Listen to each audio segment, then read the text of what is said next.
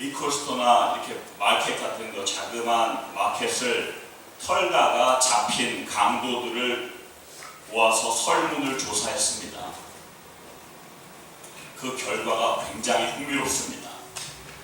먼저 흉기로 무장을 하고 그러한 마켓을 털 마음을 먹었는데 막상 털 수 없었던 경우가 있었느냐? 라는 질문을 했습니다. 그 질문에 95%의 강도가 이렇게 답을 했습니다.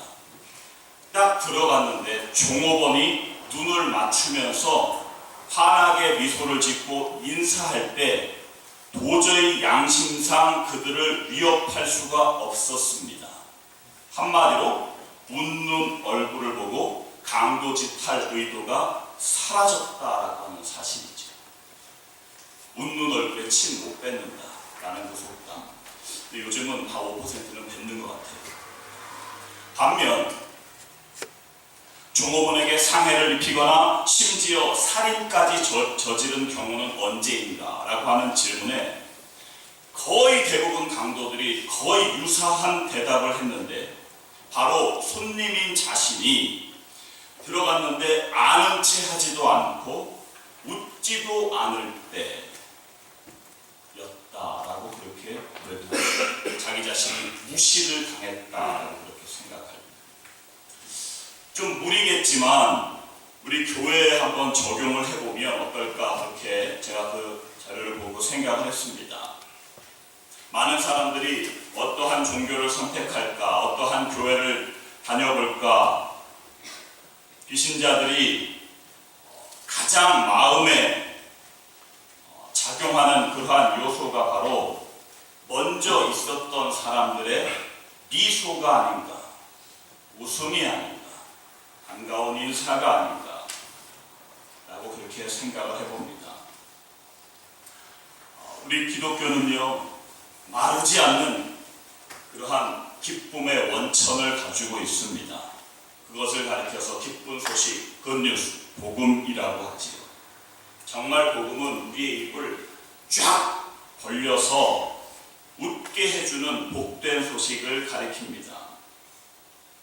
이 복음은요 입술의 차원을 넘어서 우리의 모든 표정과 삶, 마음 전체로 증거될 수 있습니다. 그러므로 우리는 삶 속에서 뜬금없이 자기 자신에게 좀 물을 수 있어야만 합니다. 나는 정말로 기쁜가? 그런 의미에서 미소 짓고 웃는 거는요 그냥 되지 않고 오늘 말씀을 통해서 다시 한번 새롭게 되어 또 의식하고 훈련하는 우리 모습 됐으면 좋겠습니다. 제가 지난주에 이런 말씀을 준비하면서 아내와 그런 얘기를 했어요. 당신도 나도 이 웃는 훈련을 하자. 굉장히 성격상 잘 안 되는, 저도 그렇고 아내도 그렇고 잘 안 되는 게 실제로 인정하면서 그러면 안 되지 않냐. 하나님께서 우리에게 주신 기쁨이 얼굴로, 미소로, 삶으로 표현되는 거, 이거 훈련해야 된다. 미스코리아 이쁜 거 상 받으려고도 얼마나 이거 연습합니까? 이거요. 네?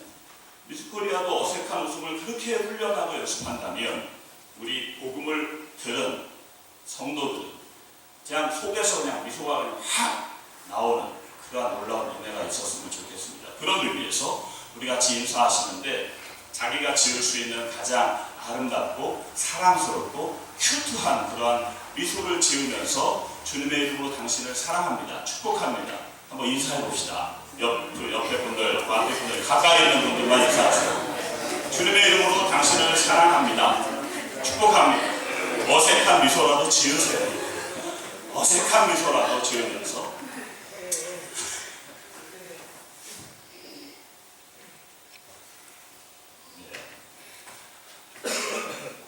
미소를 지으셔서 감사합니다. 이 앞에서 여러분의 얼굴을 제가 순식간에 한번 쫙 이렇게 보니까요 약간 징그러운 분도 계시긴 하지만 그래도 좋았습니다. 항상 이렇게 싸우려고 하는 그런 표정이 아니라 웃으면서 하니까 얼마나 귀한지 모릅니다. 지난주부터 복음으로 라고 하는 그런 시리즈로 말씀을 진행하고 있습니다. 지난주에 복음으로 새롭게 누구든지 새롭게 될 수 있습니다. 그리스도 안에 있으면 새롭게 될 수 있고요. 이전 것은 다 지나가고 새 것이 된다라고 하는 하나님의 약속, 복음으로 새롭게 된다는 이 어마어마하고 엄청난 은혜의 약속, 이것이 지난주에 했던 복음으로 새롭게 첫 번째고요. 오늘은 두 번째, 복음으로 기뻐하라 라는 제목으로 같이 은혜를 나누도록 하겠습니다. 올 초에 환경운동가이면서 목회자인 최병성 목사님이 쓰신 책 가운데 복음의 안기다라고 하는 그런 책이 있습니다. 그 책에 그 목사님은 이렇게 도전을 하는데, 복음은 여전히 기쁜 소식인가? 라고 물음표를 찍습니다. 이 말은요, 불신자에게 하는 말이 아닙니다. 교회 내에 있는 예수님을 믿는다라고 하는 사람을 향해서 하는 말씀입니다. 그런 의미에서 지금 여러분에게, 우리 저와 여러분 모두에게 한번 하나님께서 이 말씀을 통해서 저에게 도전한다고 생각하고 한번 답해보세요. 속으로, 복음이 나에게 정말 기쁜 소식인가? 여러분 가만히 생각해 보면요, 우리의 인생은 기쁨보다 슬픔이나 괴로움이 훨씬 더 많다라고 하는 것은 누구나 다 동의합니다. 그렇지 않습니까? 참으로 힘겹다, 어느 종교처럼 고해다, 고통스러운 바다, 슬프다, 이것은 굳이나 다른 설명하지 않아도 매스컴을 통해서나 신문만 봐도 인생의 고통, 인생의 비참함을 우리가 알 수 있습니다. 너무나도 쉽게 접할 수 있지요. 신문이나 인터넷 같은 데서 나온 그러한 사건들을 보면 한숨이 푹푹 나올 그러한 일들이 너무 많지 않습니까? 너무 가난해서 보험금을 타기 위해서 아버지가 자녀의 손가락을 짜는 이야기. 보험금 타려고. 단돈 50만 원의 월세, 그러한 집에서 살던 사람이 디파짓, 그 보증금을 주인이 올려달라는 성화에 못 이겨서 집을 빼겠다고 보증금을 돌려달라고 하고서 평상시에 그 보증금 받은 걸로 기분 좋아도 사먹지 못했던 그 소고기를 그냥 가족식과 다 사먹어버리고 그 방에서 한꺼번에 다 한 가족이요, 그 집에서 다 자살을 해버리는 그러한 기사. 미국은 총기 사고가 보니까요, 일주일이 멀다 하고, 아니 며칠이 멀다 하고 계속 터지는 것 같아요. 어느 주에 또 총기 사고 났습니다. 어디에? 여러분 그것이 남의 일, 우리랑은 상관없다고 여러분 혹시 생각하십니까? 그렇지 않아요. 그러한 일들이 우리 주변에 너무너무 많이 생깁니다. 고통의 연속입니다, 삶은. 성경은 우리 인생에 대해서 뭐라고 이야기하는가? 헛된 것이고 허무한 것이라고 성경도 증언하고 있습니다. 시편 기자는 우리의 인생을 시편 90편 5절 6절에 그냥 풀 같다 그랬어요. 풀. 싱싱한 것 같은데 햇빛 타지고 확 말라버리는 그러한 풀. 시편 107편에는 바다 위에 떠가는 그냥 항해 같다 그랬어요. 언제 폭풍과 불어닥칠지 모르는, 언제 파도 때문에 막 흔들릴지 모르는, 햇빛 때문에 순하 아주 잔잔하게 항해하는 것 같았는데 그냥 언제 모르게 파도 때문에 배가 확가닥 뒤집히는 그러한 위협이 있는 그러한 인생. 야고보 사도는요, 우리 인생을 잠시 있다가 사라지는 안개라고 그렇게 비유해서 말합니다. 종합해 보면 허무하고요, 고통이 있고 위험이 있고, 그것이 우리의 인생입니다. 그런데 이게 웬일입니까? 오늘 하나님의 말씀은 우리들에게 기뻐하라 라고 명령합니다. 아니 이렇게 고통스러운데 기뻐하래요. 여러분 티 안 내서 그렇지 지금 혹시 그렇게 얘기하면 하나님의 말씀을 거스리고 믿음도 없다고 그럴까봐 안 그런 척 하시지, 저 마음속에 나만 알고 하나님만 아시는 저 마음 깊은 곳에 지금 내가 이렇게 고통스럽고 이렇게 힘든데 기뻐하라고? 미친 거 아니야? 여러분 속으로 그런 생각 해보신 적 없으세요? 뭐가 기쁘다고 그것도 그냥 기뻐하라가 아니잖아요. 항상 기뻐하래요. 더 미친 거 아니야? 뭐 이런 생각 여러분 안 해보셨나요?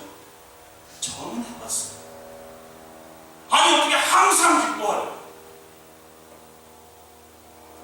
그것도 데살로니가전서 5장 18절에 이게 하나님의 뜻이에요. 항상 기뻐하는 게. 바울은 자기가 감옥에 있으면서 감옥 밖에 있는 사람들한테 너 기뻐해라. 주 안에서 기뻐해라. 내가 다시 말하는데 기뻐해라.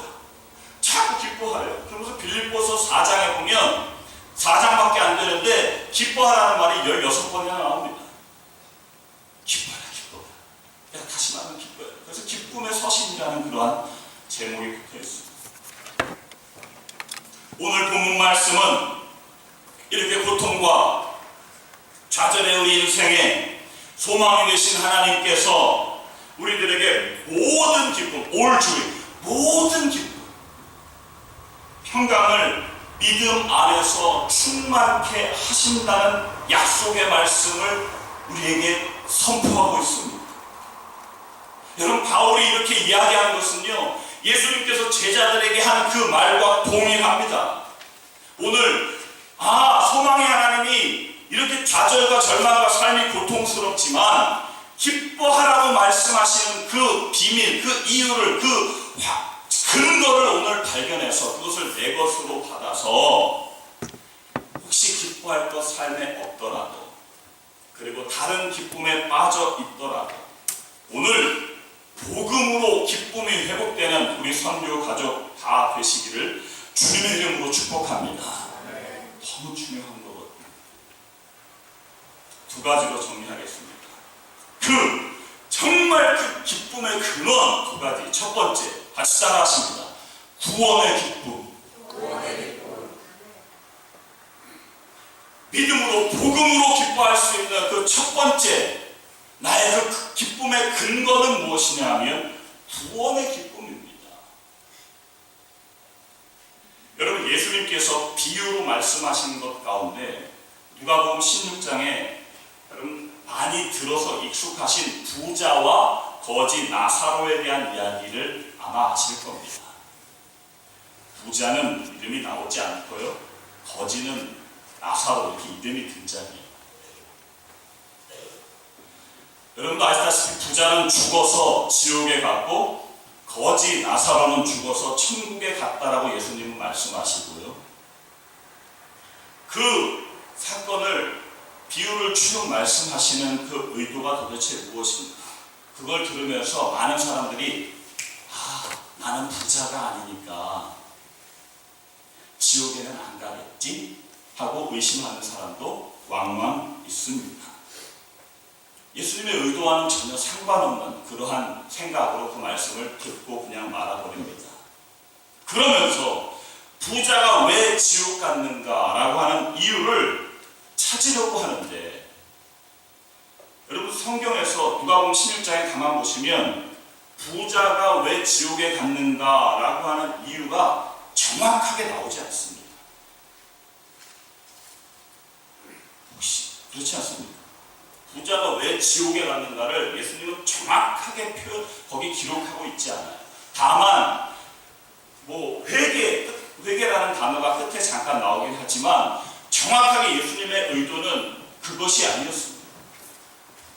중요한 포인트는 부자와 나사로에서 주님이 말씀하시는 것은 잘 들으세요. 아주 부유하게 산 사람이 있는데 부족함 없이 모든 것을 누리고 산 사람이 지옥에 간 사람이 있고 그리고 이 땅에서 아무것도 누리지 못하고 죽은 비참한 사람이 있는데 그 사람은 천국에 갔는데 이 둘 중에 너라면 누구 하겠느냐 하고 주님은 그 비유를 통해서 우리에게 도전하시는 겁니다. 너 같으면 누구 할래? 머리가 휙휙 돌아가는 사람은요 그렇게 도전하는 질문에 아마 이렇게 답할 거예요. 살아서는 부자, 죽어서는 나사로. 하지만 주님의 질문의 의도와 벗어납니다. 주님이 말씀하시는 의도는요, 결국은 부자가 지옥에 가고 거지가 천국에 간다면 누가 행복한 사람이냐, 누가 기쁜 사람이냐 라고 물으시는 겁니다. 여러분, 누굽니까? 우리는 누구나 다 죽게 되어 있습니다. 죄라고 하는 것은 너 지금 이런 죄 졌어, 저런 죄 졌어, 예전에도 말씀드렸지요. 그런 죄 졌기 때문에 죄인이다 라고 이야기해서 상대방을 죄인이라고 인식시키는 것, 그렇게 접근하면요, 듣는 사람들이 거의 대부분 반감을 가져요. 니는 그렇게 얘기하는, 니는 죄인 아니냐, 왜 다 죄진 것만 가지고 그러냐라고 이야기한다라는 거지. 성경에서 이야기하는 너는 죄인다라는 것은요, 죄의 결과를 이야기하는 거지. 이 세상에 그 무엇을 해도 너는 반드시 죽을 수밖에 없는 존재다. 반드시 죽는다. 죽는 것도 비참한데 죽은 이후에 하나님을 만나야 할 존재다라고 하는 사실. 이게 죄의 결과야. 죄의 본 모습이에요. 그런데 이 세상에서 무엇을 누린다고 해도 도저히 바꿀 수 없는 그 복음의 가치는 가장 비참한 인생을 살았던 거지 나사로도 행복했다라고 말할 수 있게 하는 그러한 놀라운 능력이 있습니다. 가장 풍요하게 살았던 부자를 가장 불행한 자로 만드는 것이 바로 복음입니다. 영생입니다. 예수님은 바로 부자와 나사로의 비유에서 그 영생 복음의 가치를 말씀하고 있는 겁니다. 여러분, 우리 삶 속에서 아까 말씀드렸던 그러한 모든 고통, 어려움, 이것이 어찌 가볍겠습니까? 어찌 안 힘들겠습니까? 힘들지요. 괴롭고 힘들지만 그것을 견디게 만드는 놀라운 근원이 복음이라는 것이, 우리로 하여금 이 땅에 살면서 어려운 상황에도 낙심치 않게 만들어주는 힘은 하나님이 자기 아들을 주시고 그것을 믿고 받아들인 깨달은 사람, 그런 사람 영원한 생명을 주셨다라고 하는, 구원해 주셨다라고 하는 이 복음, 이것이 바로 우리를 구원하시는 구원의 기쁨이 될 수 있다는 사실입니다. 그래서 내가 하나님의 백성이 되고 구원의 백성이 되었다라고 하는 것은 엄청난 은혜의 기쁜 소식입니다. 구원의 기쁜 소식은요, 그냥 액세서리가 아닙니다. 예수님 말씀대로 가난한 것을 다,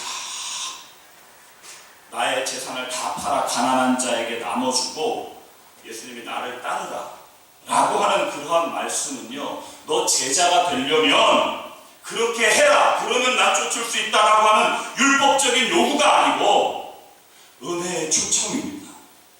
가난한 사람에게 가진 것을 다 나눠주어도 기쁠 수 있는 것, 고난 중에도 여유를 가지고 감사할 수 있는 것, 사업이 힘들고 병들어도 영원한 나라의 소망 때문에 어렵게 사는 이웃을 찾아가서 위로할 수 있는 여유를 갖게 하는 것, 이것이 바로 복음의 가치요 구원의 기쁨이라고 하는 사실입니다. 예수님은 요한복음 16장 21절에 이러한 말씀을 하셨습니다. 여자가 해산하게 되면 그때가 이르렀으므로 근심하나, 안 해보니까 그런 것 같아요. 근심하는 것 같아요. 근심하나 아이를 낳으면 세상에 사람 난 기쁨을 인하여 그 고통을 다시 기억지 아니하느니라. 그 요한복음 16장의 말씀은 예수님의 십자가 사건에 대한 그러한 비유 계속 말씀하시는 거거든요. 엄청나게 고통이 있고 힘듦이 있고 두려움이 있고 근심이 있더라도 생명이 있는 것, 구원, 죽었는데 다시 살아나는 것, 이 생명의 역사 때문에 모든 고통이 기억되지 않는다라는 것, 완전히 기쁠 수 있다라고 주님께서 우리에게 가르쳐주고 있습니다. 이 구원의 기쁨. 양수정 씨가 쓴 하늘을 보고 땅을 보고 라고 하는 책에 사형수와 사형장에 관한 이야기가 자세히 자세히 기록되어 있습니다. 그 책에 교도소 안에서 사형장을 뭐라고 부르냐면 넥타이 공장이라고 부른답니다. 넥타이 공장. 아마 교수형을 빗대서 한 말이겠지요. 그리고 사형장을 통과하는 문, 그 출입문을 고만통이라고 부른답니다. 고만통. 이유는 그 문으로 들어가면 어떻게 해요? 이제 다 그만이에요. 그 문으로 들어가면 끝이에요. 그래서 고만통 그 문을. 사형이 확정된 죄수들은 공휴일을 가장 좋아합니다. 공휴일에는 사형 집행을 하지 않기 때문입니다. 언제 죽을지 모르는 그러한 처지가 되면 단 하루만이라도 죽음의 공포에서 벗어날 수 있는 공휴일을 기다리며 살게 된다는 겁니다. 인간이 삶에 대하여 얼마나 강한 집착을 가지고 있는지 보여주는 것은 사형 집행하는 날입니다. 간수들이 사형할 때 절대로 사형 집행입니다 라고 말하지 않는답니다. 왜냐하면 그렇게 사형수에게 사형 집행합니다 라고 이야기하면 100이면 100 끌려가지 않으려고 처음부터 발버둥치기 때문입니다. 그래서 간수들은 몇 번 명예입니다 라고 이야기해서 사형수를 불러내서 면회소로 가는 척 하다가 방향을 틀어서 사형장으로 데리고 간답니다. 그럴 때 사형장으로 가는 발걸음이 딱 인식되면 주저앉는 사람도 있고 다리가 풀리는 사람, 비틀거리는 사람, 걸음을 조금씩 옮기는 사람, 여러 가지 사람이 있지요. 그렇게 사형장으로 끌려가다가 출입문, 그 고만통에 딱 다다르면 대부분의 사형수들은 일단 한번 서서 하늘을 쳐다보고 그리고 땅을 쳐다보고 한숨을 푹 쉬다가 형장으로 들어갑니다. 그런데 여러분, 만일 사형수가 되어서 그 고만통 앞에서 이제 인생이 고만이구나 하고 다 망연자실하는데 갑자기 간수가 묶였던 그 줄을 쫙 풀어주면서 밖으로 향한 문을 활짝 열어주고 이제 당신은 대통령의 특사로 자유함을 얻었습니다. 나가서 건강하게 잘 사십시오 라고 말한다면 여러분 어떠한 기분이시겠습니까? 저와 여러분은요, 가만히 생각을 해보면 그것보다도 훨씬 더 생생한 그러한 체험을 한 사람입니다. 왜냐하면 에베소서 2장 1절에 우리에게 바울은 이렇게 이야기하기 때문입니다. 너희의 허물과 죄로 죽었던 너희를 살리셨도다. 허물과 죄로 죽을 뻔한 게 아니에요. 사형은도 받고 이제 죽을 뻔한 게 아니라 죄와 허물로 죽었어요. 완전히 가망이 없어요. 마른 뼈에 먼지, 생각하는 것마다 죄고 하는 것마다 다 선하게 행동하는 것 같지만 다 나중심증, 가능성이 없고 가망이 없는 우리의 모습이에요. 그러한 모습, 하나님과 떨어져 있는 그러한 모습, 완전 죽은 우리를요, 하나님은 그냥 뭐를 해주세요가 아니라 하나님의 전적인 은혜로 우리를 그냥 살려주셨다. 구원해주셨다. 그 십자가의 은혜로 우리에게 구원의 길을 허락해주셨다 라고 하는 이 구원의 기쁨, 이것을 얻은 것이 우리가 어떠한 상황에도 예배할 수 있고 어떠한 상황에도 미소 지을 수 있는 기쁨의 근원이 된다고 하는 사실. 우리 모두가 그 구원의 기쁨, 마음 가운데 그 구원의 기쁨이 있는가 때마다 나에게 묻고 점검하는 우리 사랑하는 교회 여러분 되시기를 주님의 이름으로 축원합니다. 구원의 기쁨.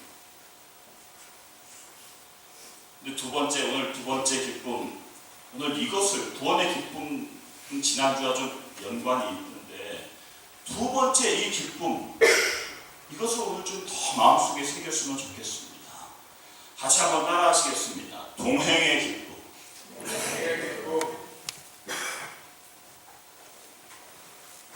그럼 하나님께서 우리를 그냥 우리가 뭘 해서가 아니고요.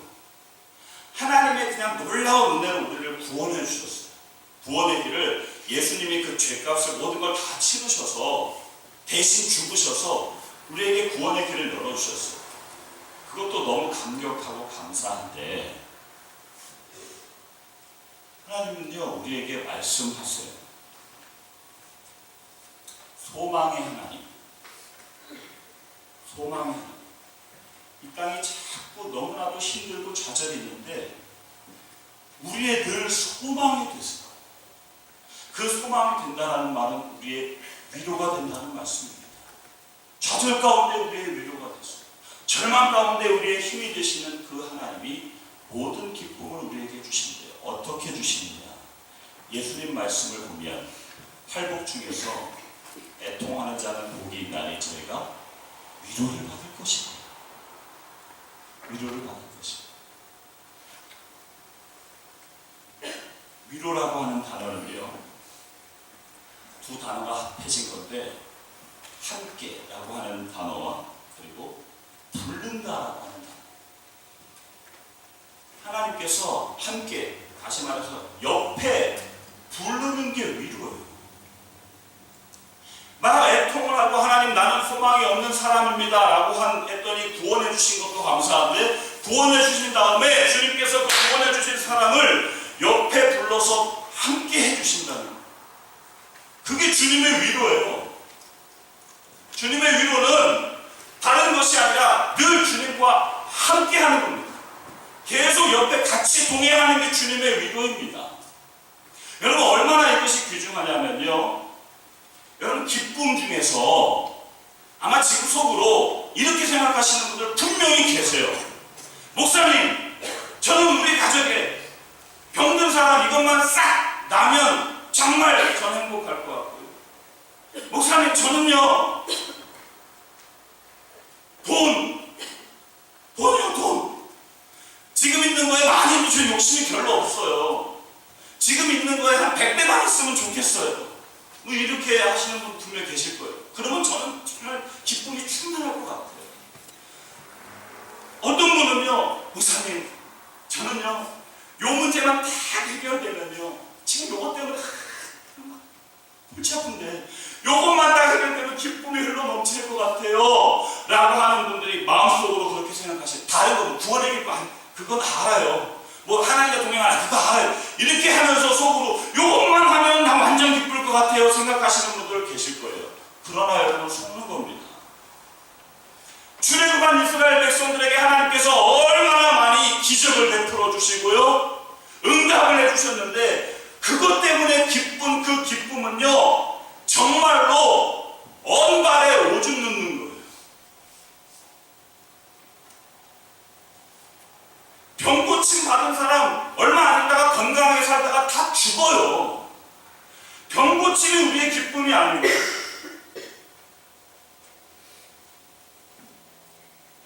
내 요거 문제만 요거 진짜 나 요것만 어떻게 되면 라고 하는 그것만 해결되면 기쁠 것 같은 건요 그거 다음에 또 다른 문제가 그치면 그 잠깐 기뻤던 거 다 없어져요.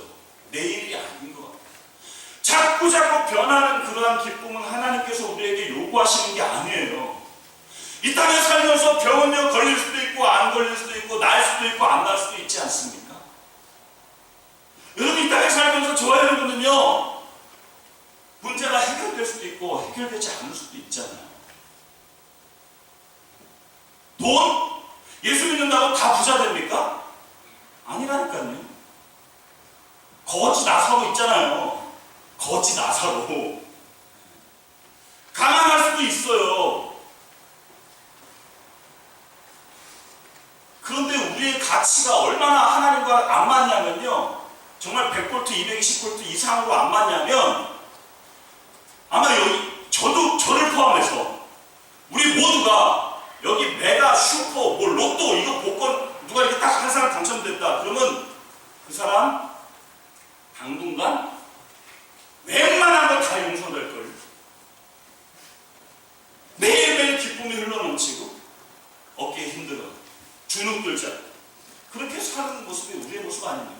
그래서 복권 당첨됐다니 상상만 해도 좋아. 미소가 막 저절로 막 지어지잖아요. 그동안 이렇게 이렇게 막 젊은 사람들 말로 꼬라봤는데요. 근데 이제 매 이렇게 복권이 당첨됐다는 말을 하니까 우리가 막 미소 짓는 분들이 생기잖아요. 그만큼 이게 돈의 힘이 커요. 그런데 그 기쁨은요, 정말 너무나도 잠깐에 미끄럼틀 타는 것 같이 딱 내려가고, 그거 말고 다른 거 있으면 또 그 기쁨 없어지는 거예요. 정말 기쁨은 뭐냐? 아들까지 주신 그 하나님이 우리에게 왜 병을 주시겠습니까? 상상해보세요. 우리를 그렇게 사랑해서 우리를 구원하시기 위해서 자기 아들을 죽이셨잖아요. 우리를 그렇게 사랑하셔서 자기 아들을 죽이시고 우리를 위해서 내어주셨는데 병을 주시고요. 우리를 그렇게 사랑하신다 하면서 사업도 안 되게 하시고요. 우리를 그렇게 사랑하신다 하면서 때때로 얼마나 삶 가운데 관계 속에서 여러 가지 문제를 우리에게 허락하세요. 왜요? 그것을 통해서 위로받으라. 하나님과 진짜 좀 관계를 갖고 하나님과 사귀라. 하나님과 동행하라. 하나님과 동행하는 그 기쁨을 누리면, 그 기쁨을 얻으면 우리가 가지고 있는 문제 모든 것은 하나님께서 하나님의 주권에 의해서 알아서 해결하신다라고 하는 사실이에요. 여러분, 그것을 믿으면서 가는 것, 이것이 신앙이에요. 여러분, 그것을 붙잡는 것이 이 동행의 기쁨을 붙잡는 겁니다. 여러분, 다른 거 말고 이 동행의 기쁨은 오늘부터 붙잡으시기 바랍니다. 다른 것 어떤 것보다도 기도하는 일도, 이렇게 예배하는 것도요, 우리가 모든 삶 가운데서 정말 주님과 동행하는 그 기쁨, 하나님 그 기쁨을 원합니다.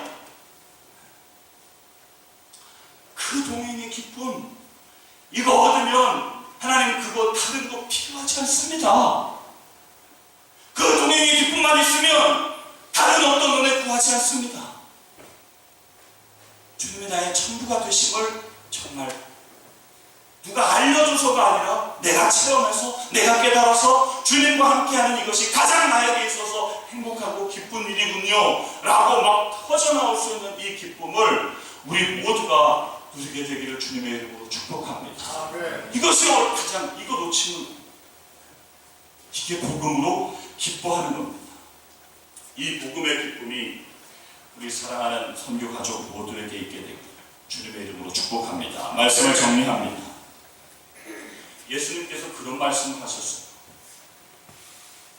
마태복음 19장 24절에서 26절에 보니까 다시 너희에게 말하노니 약대가 바늘기로 들어가는 것이 부자가 하나님의 나라에 들어가는 것보다 쉬우니라 하신대 제자들이 듣고 심히 놀라 하르되 그런즉 누가 구원을 얻을 수 있으리이까? 예수께서 저희를 보시며 가라사대 사람으로는 할 수 없으되 하나님으로는 다 할 수 있느니라.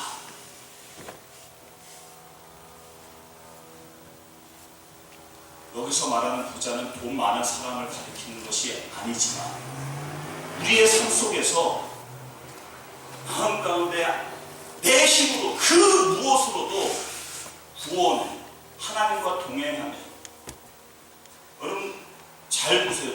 여러분 동행 아무나 하십니까? 아무나랑 이렇게 어울리세요? 밥도 아무나랑 안 드시잖아요. 좀 노는 사람들은 예전에 수학여행 갈 때 버스 어디 탑니까? 맨 앞자리에 서재가 와 탑니까? 아니 맨 뒷자리 다 앞에 애들이랑 안 앉잖아요. 네, 같이 안 놀잖아요. 그 심지어 여러분 한번 생각해 보세요. 하나님이 전능하신 그 거룩하시고 순결하신 그 하나님이 우리 같은 죄인과 함께 하시겠대요. 이게 가능합니까? 불가능해요. 그래서 예수님은 말씀하세요. 사람으로는 할 수 없으되 하나님으로는 다 할 수 있느니라. 하나님이 그 동행의 기쁨을 하나님이 하게 해주신다는 거예요. 한번 따라합시다. 사람으로는 할 수 없으되 하나님으로는 다 할 수 있느니라. 구원의 기쁨도 동행의 기쁨도